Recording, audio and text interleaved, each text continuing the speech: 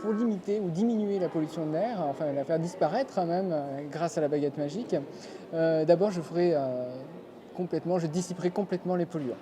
Déjà de l'atmosphère, il n'y en aurait plus. Une fois que cette pollution a disparu, et bien comme elle est susceptible de revenir à cause de nos activités humaines, eh bien je changerai complètement le parc automobile. Déjà, les transports en commun seraient développés, on pourrait aller partout.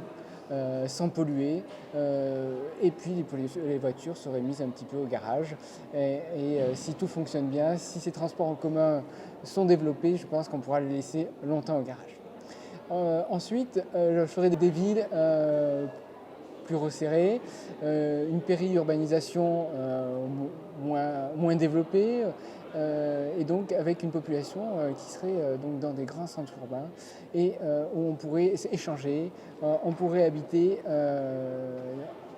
en toute simplicité. Voilà. Après, c'est vrai que si on commence à regrouper tout le monde dans des grands centres urbains, des problèmes vont apparaître. Mais comme on a toujours cette baguette magique, on pourrait demander aux gens de faire un effort aussi sur leur mode de consommation, et ce qui pourrait limiter la pollution de l'air.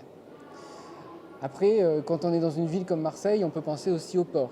Et donc on aurait des bateaux, des ferries, des cargos qui pollueraient moins, avec des filtres qui seraient plus performants par exemple, ou des moteurs qui fonctionneraient avec des énormes batteries qui ne pollueraient pas. Ensuite, ce qu'on pourrait faire, et là on est dans une journée comme ça de sensibilisation, c'est sensibiliser les gens à la pollution de l'air, aux risques environnementaux, pour qu'ils puissent justement, on parlait tout à l'heure de mode de consommation, qu'ils puissent changer leur mode de consommation. Et là, on pourrait donc aller plus loin, mais là, ça fait partie de l'éducation à l'environnement, et c'est encore un autre sujet, mais on pourra y revenir.